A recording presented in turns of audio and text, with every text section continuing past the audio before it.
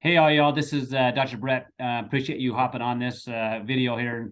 For those of you that kind of saw me do a couple of the videos that I posted about just why I'm fired up about all this, like it's super, super important that people have this information. So I've been in clinical practice now over 20 years, taught and trained physician for the last, 25. And I think really nothing that gets me fired up more than anything is just to watch people have to struggle way longer than they should have to, only because they haven't been shown answered or solutions. There's so many people that are working so hard and getting so little because they just don't know what actually exists out there. It's very, very frustrating because this isn't common things that are taught in our school. That's not common things that are shared out there. And so what got me fired up this was just the last couple of days. I've watched this across the news. And here it is. It's February 17th, and I've seen this last couple of days where they're talking about this shortage of medications for ADD and ADHD. And the problem that they're having in getting this medication to individuals that are struggling. And many people that I've worked with over the years, whether on medication or off medications, are just they're looking to be able to focus, to be able to concentrate. And many of them don't know even how the medications work, and let alone the side effects. So if you're in that space where you've been on medication or you've thought about medication, or you felt good or didn't feel good on it, and you're looking for options, I want you to, by the end of this, understand a little bit more about brain health, what you can look for, understand that brain health and mental health are one and the same, and whole body health affects brain health, and brain health affects whole body health. So here's a couple of things that I want you to keep in mind, all right? Because we need to come up with different options. So this was published just last week, talking about this shortage that's happened. It's just month after month they're having this happen, and I want you to know that the statistics are that we're increasing in this problem all the time when it comes to the numbers of people struggling with attention, focus, concentration, which really being successful in learning and successful in society, successful in relationships, because of how they're experiencing or how they're focusing and how their brain is literally functioning. So it can, people that are diagnosed with ADD, ADHD, or any of those things that affect the brain, they can have a range of symptoms, from fatigue to loss of appetite to depression, right, to lack of focus, lack of concentration, so many different things. And yet most of the time the medications are given are very, very similar. So I want to kind of show you a couple of things. Here's some of the medications that are given to people with ADD, ADHD, and so attention deficit hyperactivity disorder. Those are those abbreviations. But I want you to get bigger when it comes to brain health, right? So when people are struggling in any way, shape, or form, they have a whole array of symptoms, and then based on those symptoms, they're given a diagnosis, and based on that diagnosis, then they're given a medication. So here's just a handful of some of the medications that are given, and some are stimulants and some are non-stimulants, right? And each one has effects and side effects. So please, if you're on any medications, like obviously, talk to your physician about the decisions you're making with your health, and whoever that is your trusted health advisor.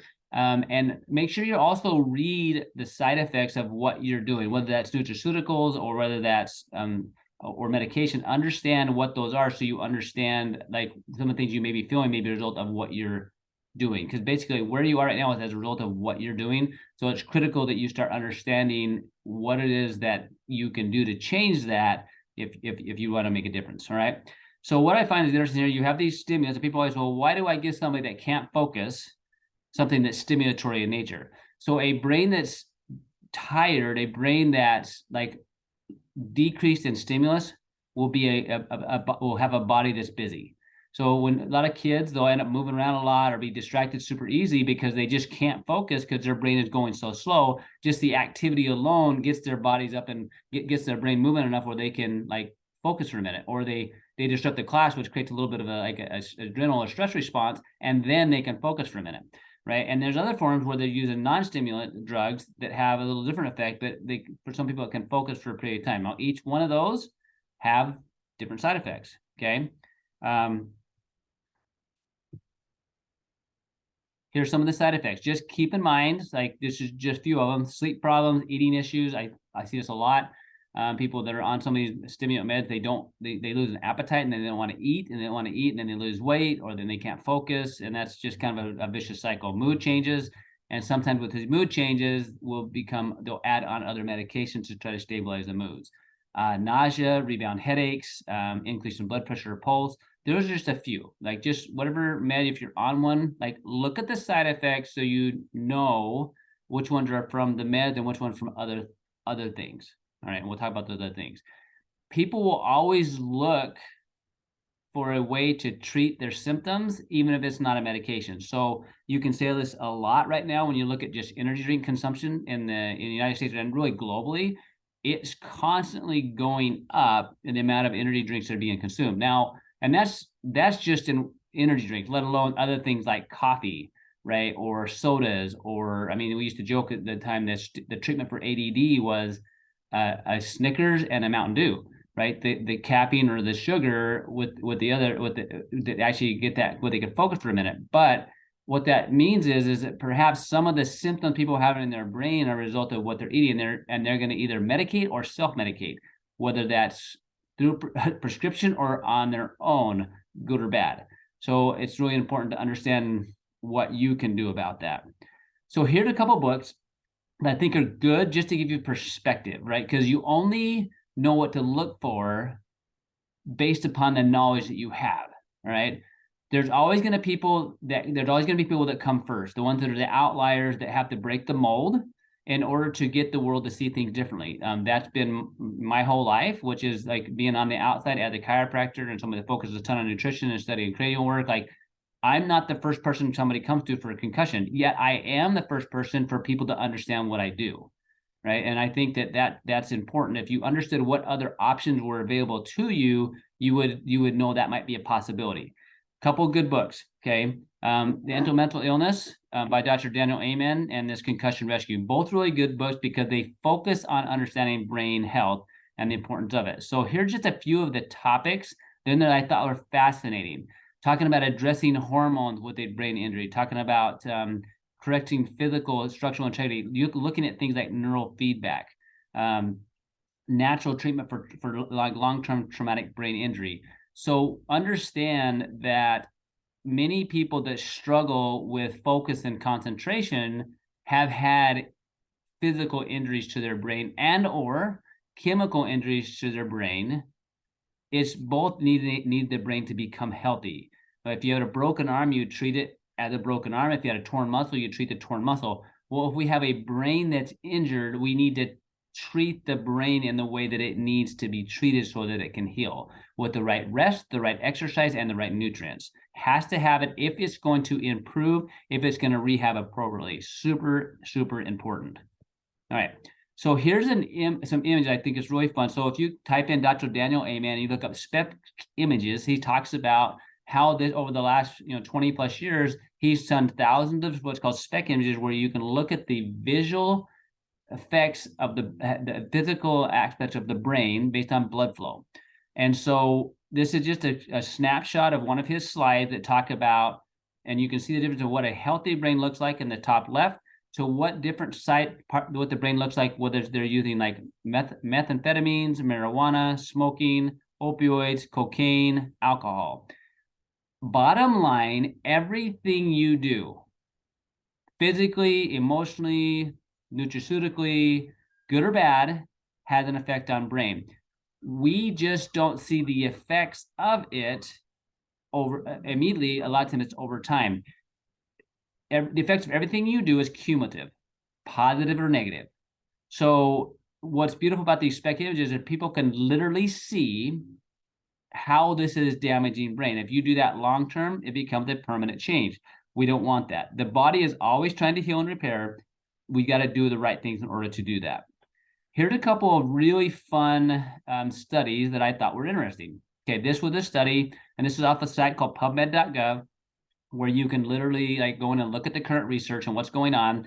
This was done in 2020. So this is on autism specifically. So autism is a more complex and I would say progressive neurological problem. And you see more severe symptoms, whether that's speech or behavior or socialization or integration in society or just what's called sensory integration. It's a much more complex and usually much more severe, all right? but they have a brain just like we all have a brain, and that brain needs very specific things to heal. So I thought this was a fascinating study.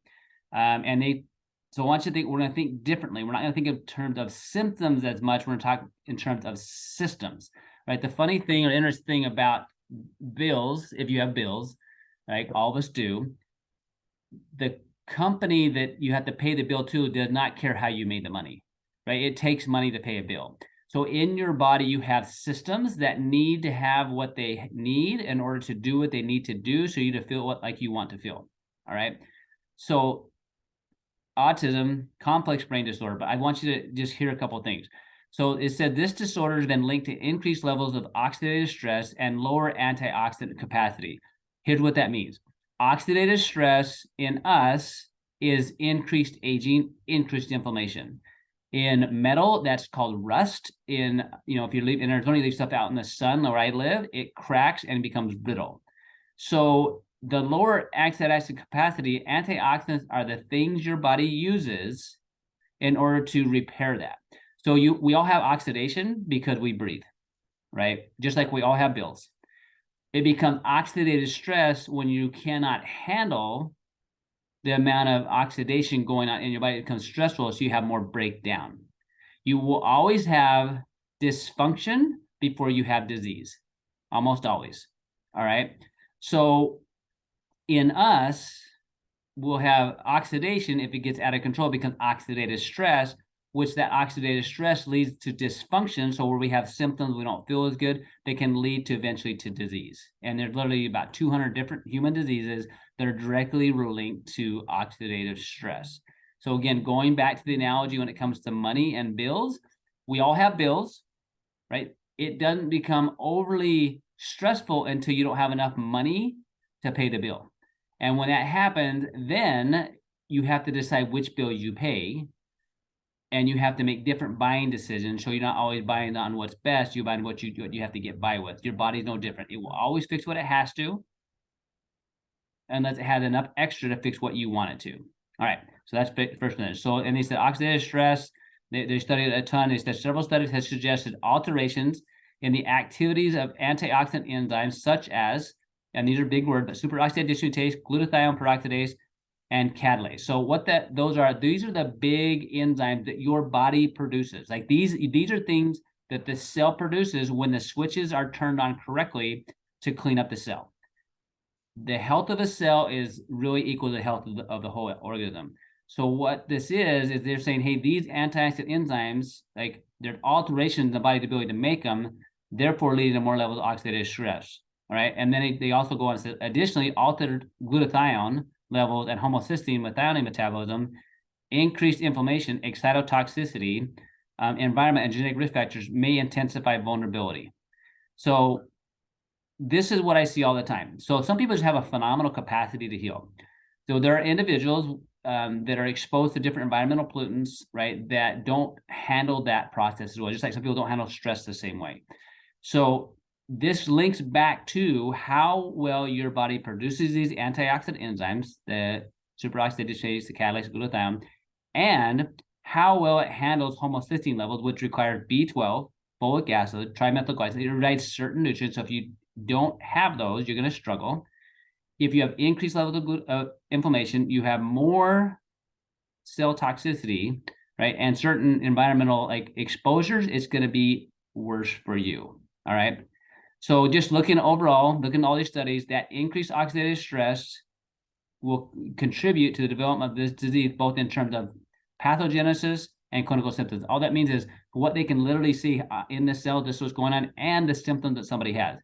So obviously we're talking about autism in the furthest range, but also think about just individually, like how you're feeling, how you're functioning today, and what that means for you long term.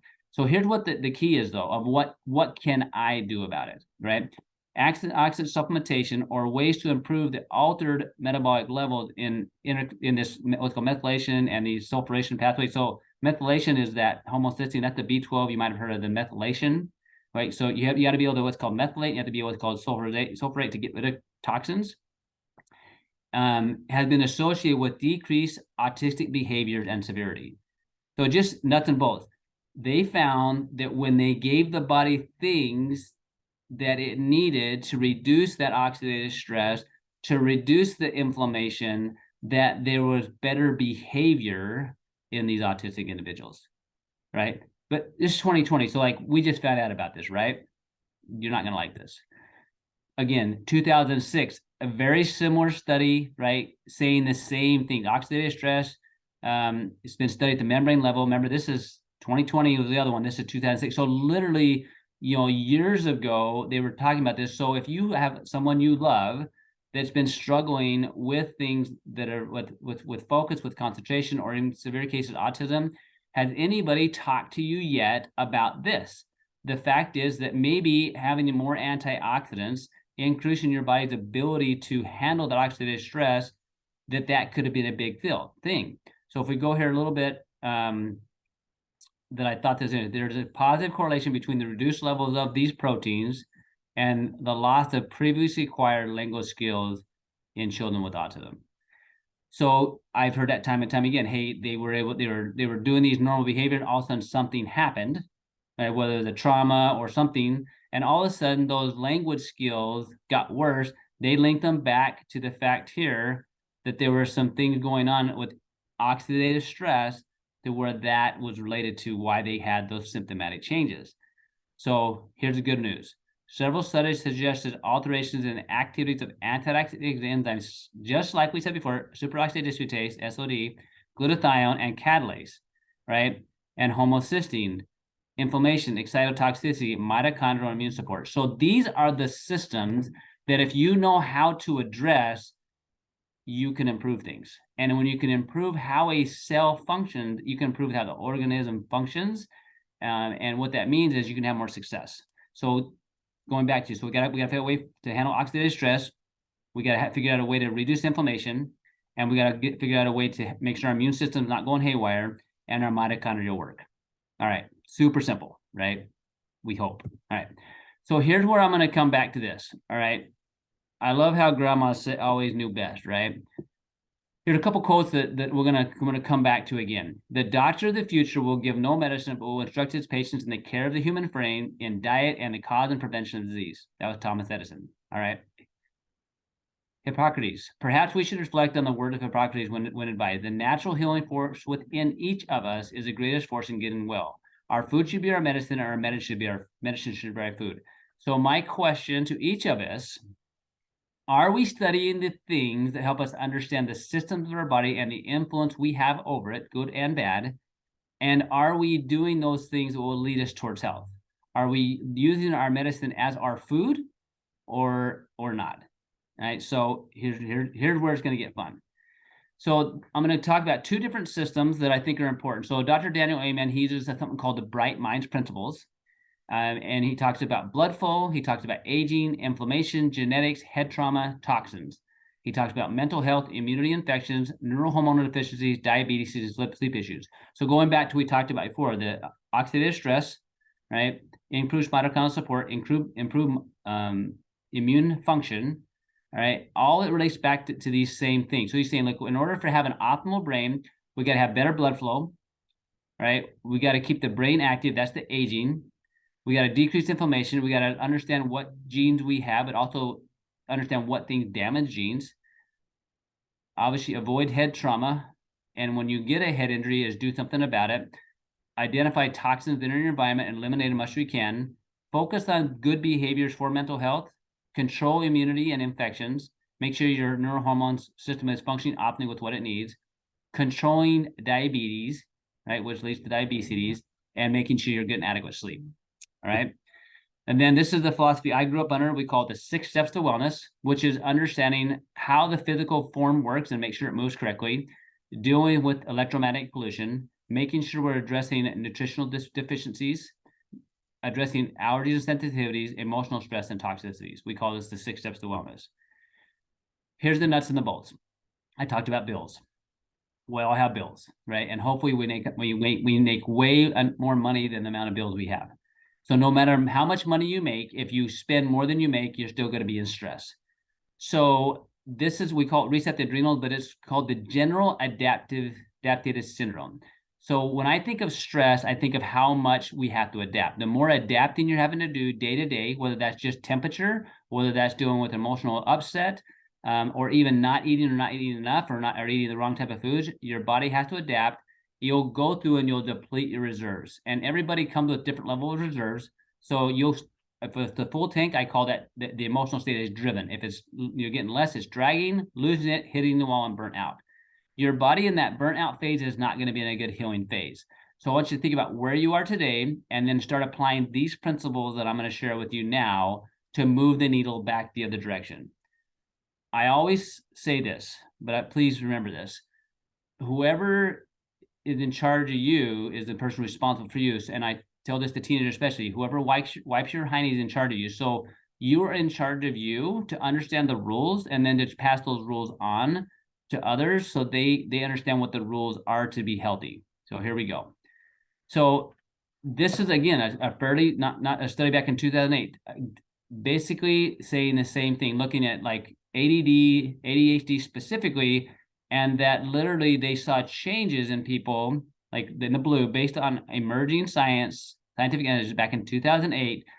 This form of nutritional supplement treatment may be appropriate for controlling major depression, bipolar disorder, schizophrenia, and anxiety disorders, eating disorders, attention deficit hyperactivity disorder, addiction, and autism.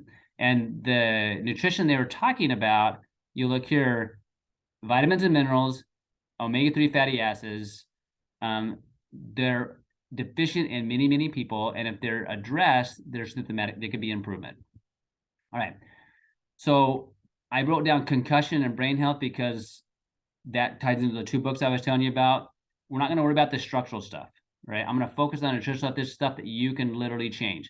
I want to keep it super, super simple. So the goal is to reduce your stressors wherever you can and improve your body's ability to function anywhere else you can. So think of it as make more money, have less bills. So there are things that will deplete your reserves, and there are things that you can do that would restore the reserves. So things that can deplete your reserves are too much stress, not enough sleep, cruddy diet, bad relationships. All of that will drastically do that. As a chiropractor, there's physical things that I want to do to make sure I improve the communication between the brain and the body. That's all that structural stuff you'll see there on your left. But when it comes to having optimal brain health, here's some key things in order to do. And going back to what we said before, reducing oxidative stress, improving mitochondrial dysfunction, having adequate vitamins and minerals in your diet and or in supplementation, controlling the gut and controlling inflammation and having a healthy gut will have a giant impact on your brain focus. So here's some awesome protocols. That essential fatty acids. You have to have essential fatty acids for your brain to be healthy. So if you're not eating good quality essential fatty acids, which most of it's going to come from good fish, you're going to be deficient. Like of all the lab work I've done over the years, I don't think I've seen a couple people have a normal level of essential fatty acids in blood, other than ones that have been super consistent at taking essential fatty acids. So when you're going to find a vitamin or mineral, make sure you go to somebody you trust, and also make sure you understand that you need to read the labels, but also look at not only what's in it, but also what's not in it, and understand that things should work together in a specific way, which I'll come to in a minute. Brain support. So those are vitamins and minerals and herbs, and especially what's called amino acids that are specific for allowing the brain to not fatigue. So most of the times when you see people struggling brain-wise, their brain's fatiguing. So there are a few products I use specifically that address brain fatigue. It was literally designed that way. When you think of supplements, I want you to think of those as those that are supplements when it comes to, hey, I'm not getting enough of this in my diet, essential fatty acids. Hey, vitamin D, vitamin A, vitamin K, I'm just not getting enough of that in my diet. So I need to take a product that has enough of the high quality ones so my body and brain have those supplements that are necessary for my body to do its job. Okay, that's a supplement. Then there are what I call activators. Activators are specific keys that activate specific proteins that turn on switches in your body. For instance, you want to have a good diet, right? If you're going to go exercise to lose weight or to gain muscle, you want to have a good diet. So it's critical that you have a good diet to give your body what it needs to build muscle. If you don't exercise, if you don't lift weights, you will not activate the muscle tissue to say, I want to build, I want to muscle, I want to lose fat, and that active lifting is activating. You have to activate those muscles in order for the body to utilize those muscles and make them better. All right.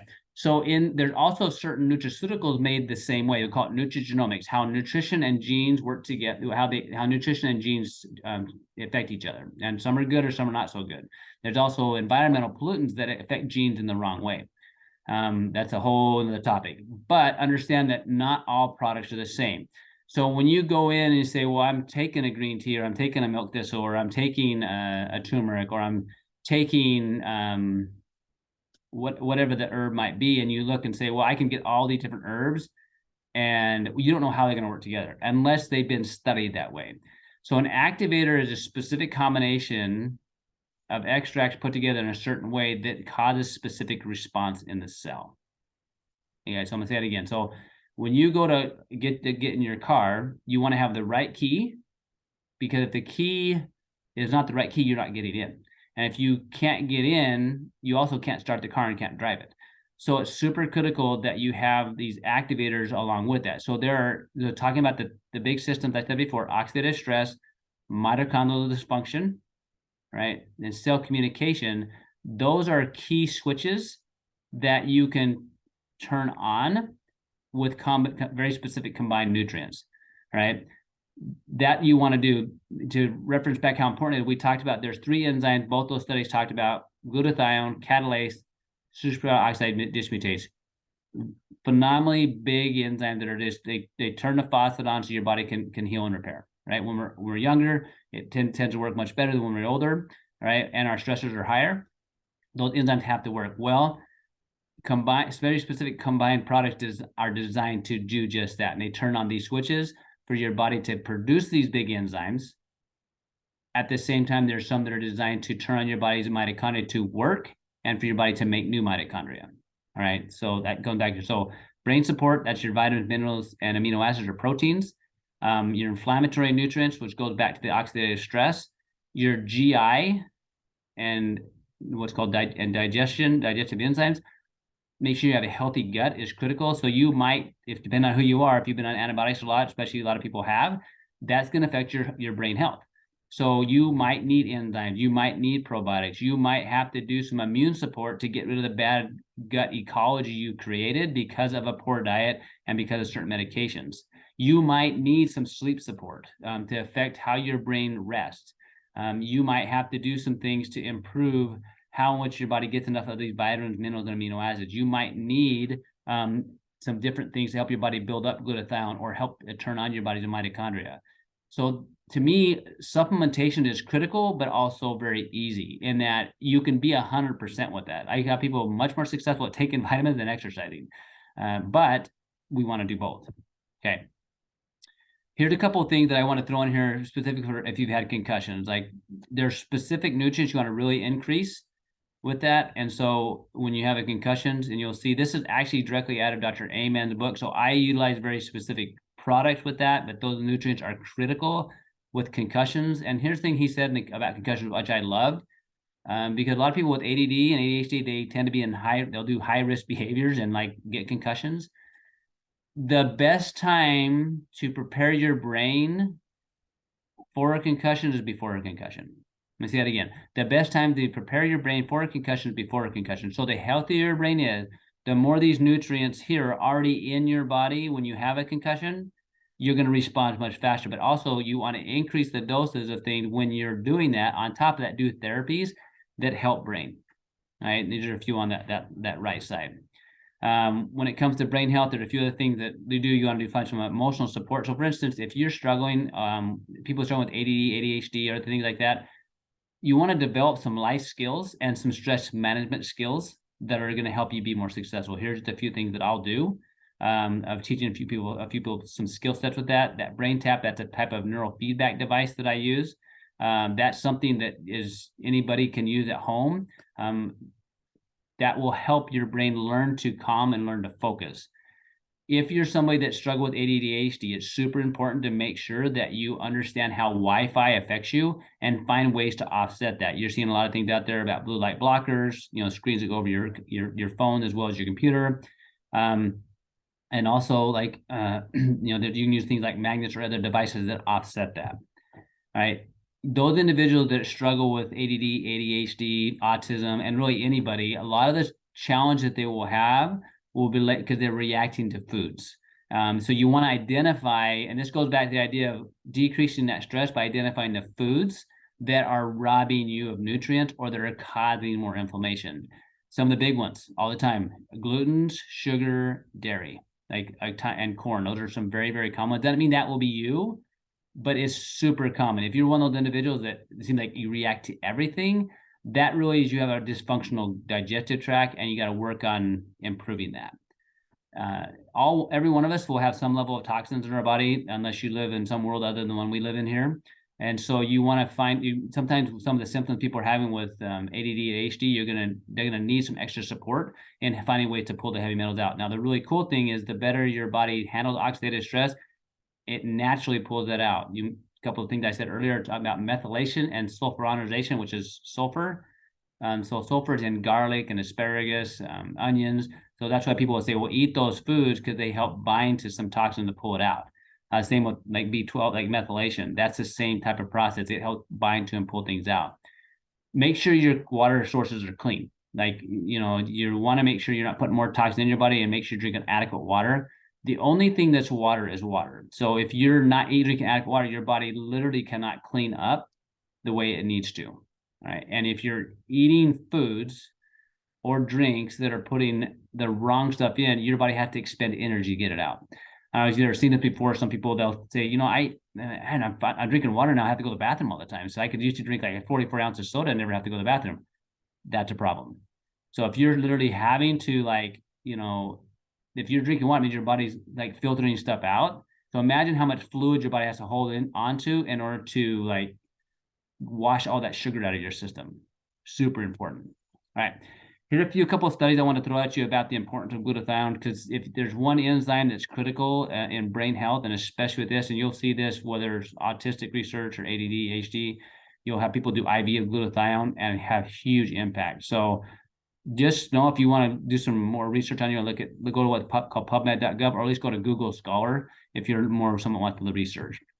All right, here is the brain drink that I use. Okay, it's designed to address mental fatigue, and I'm going to show you a picture here in a minute of why it's so important. So, if you can, the more right things you do, the better. And you don't have to be perfect. The goal is always an improvement. But if you look at what's in this: B vitamins, magnesium, caffeine, DMAE, green tea extract, pine bark, L-theanine, and quercetin. Now, these are specific nutrients combined together that address brain fatigue. Now, most people do research, they read it, they think, well, I need B vitamins, or I need magnesium, or I need individual things, but they don't know how they work together nor how they combine. So when this product was designed, it was designed to address brain fatigue. Who has brain fatigue? Any one of us might have brain fatigue at any one time. Those individuals that struggle with focus, with concentration, socialization, overwhelm, well, guess what? They probably have more of it, right? So, but brain fatigue can affect every single one of us.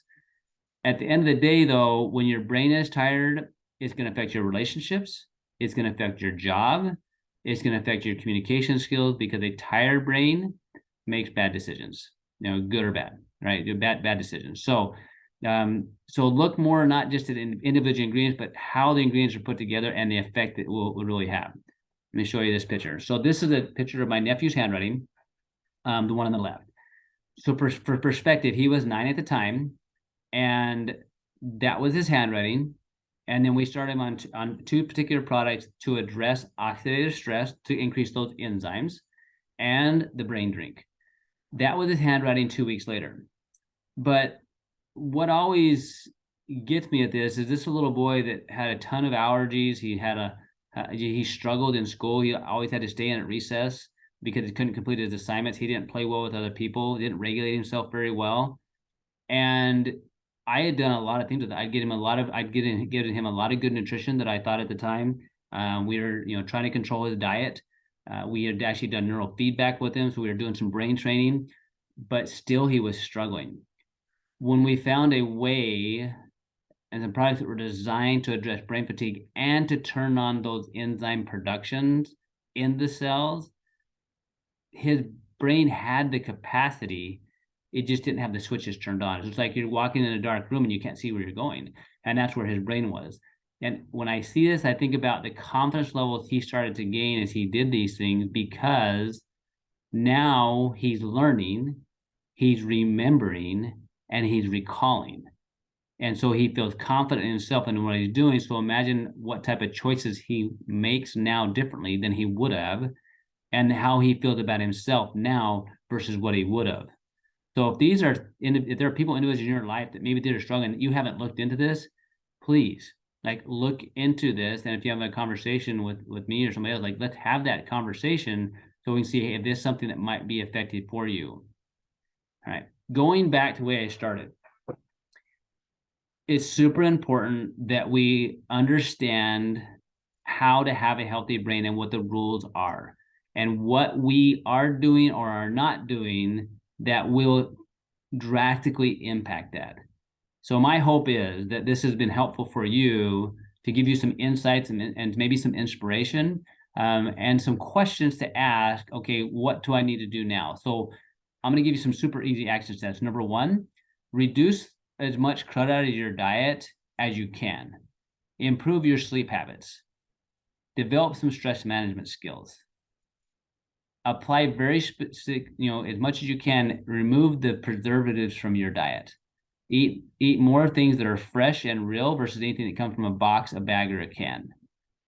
Protect your relationships, so you give your brain what it needs, both in the associations you have and what you allow to come into your body from screens, right? The information, because all of that matters. And then find key nutrients that because if you're not getting it in your diet, your brain's not getting it, and get those in your body so your brain can perform. And the effects of what you've been doing are cumulative. The effects of what you will do will be cumulative. So if you're already struggling, it's going to take a little time to get you where you can be. So what I've learned about the body, and it surprises me again most days, is its capacity to improve itself and regenerate itself beyond what I thought was possible. So pray you're well. Please share this with family and friends you think might be beneficial to, and reach out, and look forward to getting to talk to you someday. Have a great day.